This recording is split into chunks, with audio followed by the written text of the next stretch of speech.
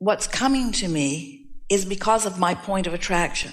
And my point of attraction is because of what I'm broadcasting. So most of what you're broadcasting isn't about some world-changing event. It isn't about some astonishing new idea that you've just received. Most of your broadcasting is about being at the grocery store, being at the gas station. It's about being at work. It's interacting with your family and coworkers and friends and strangers and so forth. And so what causes most people to broadcast the way they do is their observation and reaction to what's going on around them. So if you could just take that into your thought process a little bit and make a decision for yourself that goes something like, I'm not going to be such a reactor to life. Instead, I'm going to be a deliberate broadcaster, which means you've got to get out ahead of it. Because if you just get up and stumble into the day and right away just start reacting to what's going on in the household, and then what's going on at traffic, and then what's going on at work, and then what's going on television,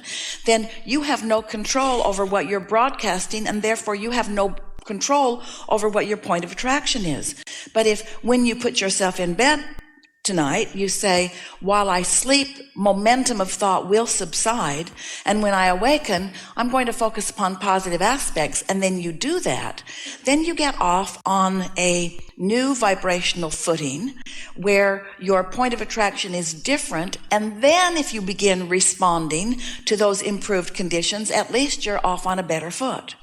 We would like you to reach the place where altogether, and we know it's a lot to ask, but where altogether you are just no longer primarily responding to conditions.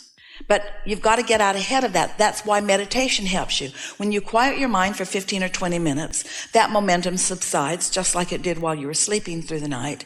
And when you come back into your full conscious awareness, you are not now, law of attraction is not still calling to you the things that you were thinking about before you meditated, which means you could then begin thinking about something that is more favorable, and you could begin a more positive point of attraction in that moment.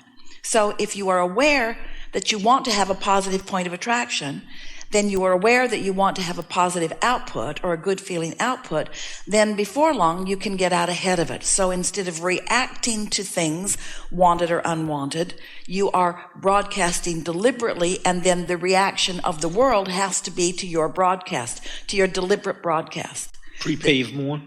Prepaving is what we're talking about. The difference between deliberate creating and prepaving, that's a good term, and creating by default is when you're thinking on purpose and then getting results, that's deliberate creation. When you're observing and then getting results, that's creating by default. People who are living that conditional kind of creating, where they're observing, having an emotion, then getting that point of attraction, then getting more of it, then observing, causing their point of attraction, then having the manifestation of it, then observing it, then getting more of it. The thing about that is that you really have no control, and it makes you then want to join the team or the group that needs to control conditions. Because when I observe this condition, I feel good.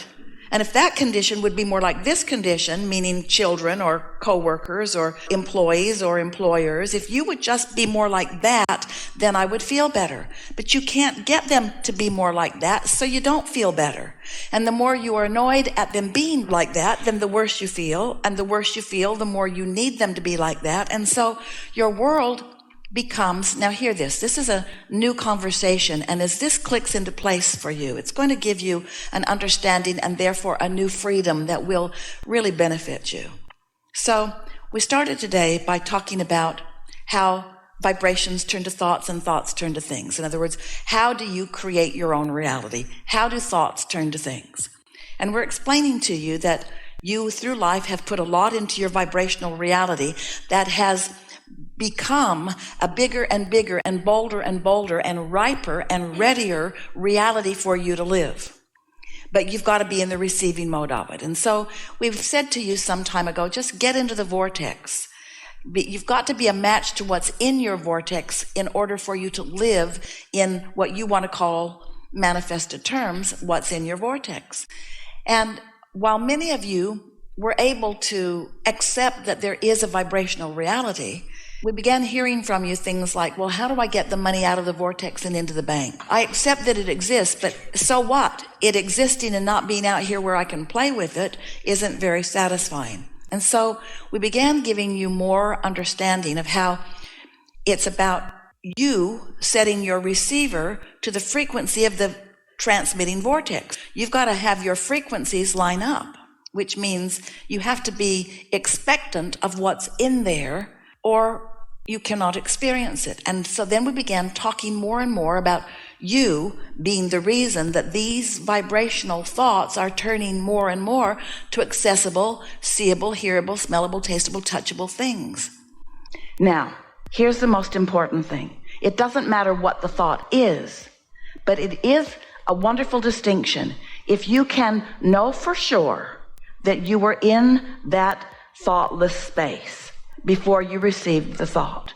Because if you can accomplish a thoughtless space for a little while and then receive a thought, trust that that thought is a thought that your inner being is thinking that you are receiving. Now you got to know this. Your inner being knows where you are vibrationally at all times, and knows where you want to be at all times, and knows where you are in relationship to everything you want at all times.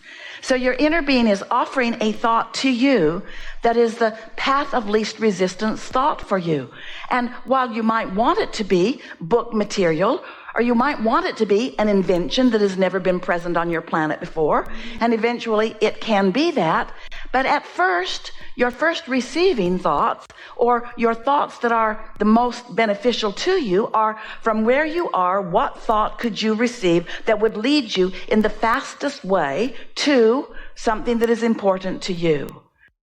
And so, rather than judging the importance of the thought, evaluate when the thought dropped into your mind. Was my mind busy and active when I got the thought? If it was, it didn't come from source. It was just a continuation of your busy, active mind. You following that?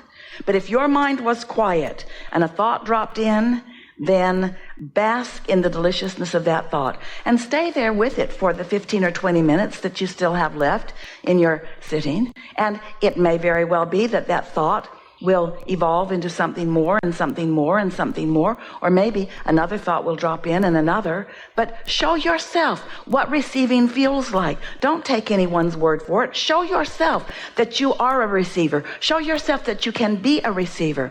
And then you reach the place or the point in your vibrational aptitude where you don't have to meditate to get there. You can just get happy and get there. You can be driving and get there. In other words, you're in the receiving mode a good deal of the time. Haven't you been with someone when you really get rolling? A group of you around a table having such fun. Everyone's tuned in, tapped in, turned on, and here it comes, here it comes, here it comes, here it comes, here it comes, here it comes, here it comes. Boom, boom, boom, boom, boom, boom, boom, boom, boom, boom, boom. We're on fire, you say. We are so tuned in to well-being, and our inner being isn't trying to get us to change the world.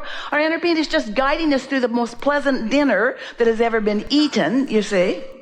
This is what is happening. I'm always getting proof from the universe, from my inner being, that I am manifesting. Everything is good. Everything is the way I like it. It is happening. People I'm meeting, they're guiding me to the right path. Hold that, don't lose it. But we want the proof to be, the satisfaction is the proof. Because proof,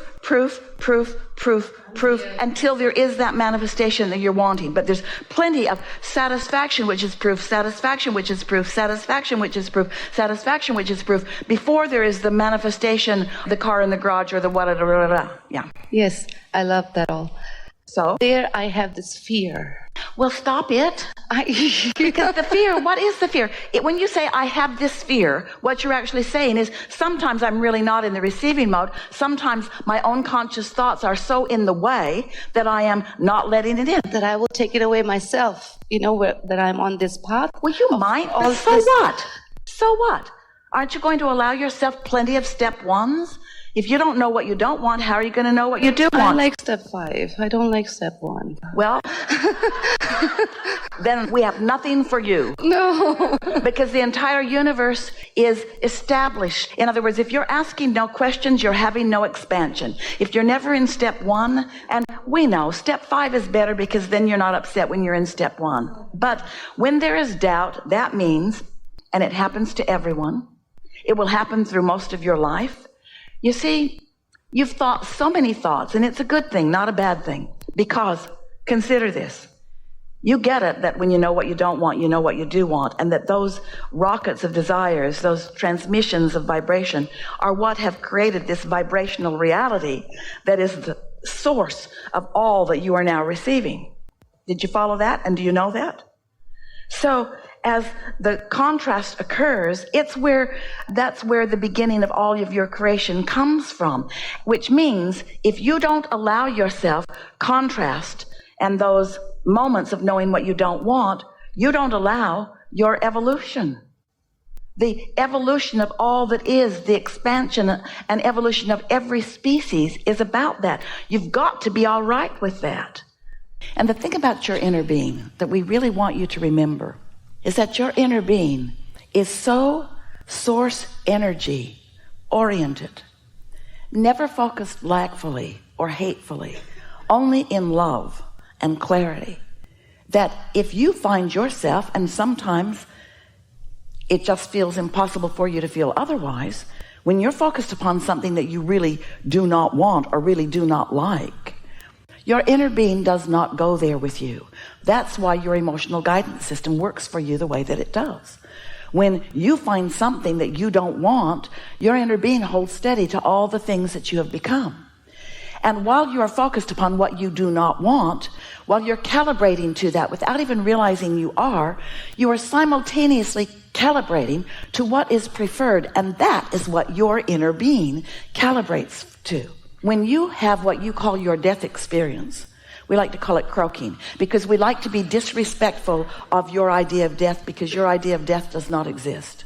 When you croak, you will reemerge into non-physical, into that pure positive energy place where all doubts and fears are left behind. Because the only reason that doubts and fears and anger and frustration or any of those emotions that you call or feel as negative emotions, the only reason that they even exist is because they are your guidance system letting you know that the larger part of you is focused in a different way than where you are. Your inner being is not hating that guy you're hating. And the reason you feel the way you do when you focus in such a way is because the larger part of you, the more of you, the most of you, the who you really are of you didn't go to that thought. So you might wonder, well then, why didn't I just stay there with them? Sounds nice. And we say, because we all wanted the experience of expansion. If you don't know what you don't want, you can't know what you do want. Contrast is what causes you to focus the more into becoming. That's what creation is. It's focus, because creation happens with thought. We know you think it happens with your action because you move things around and you get stuff done. But the creation, the true creation, is happening through your thought, in conjunction with your source energy. And then the action part of it, from our point of view, if we were standing in your physical shoes, would be the way that we would enjoy what you've created.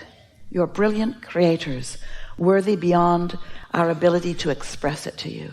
And you've come into this environment to have the joyous experience of expansion.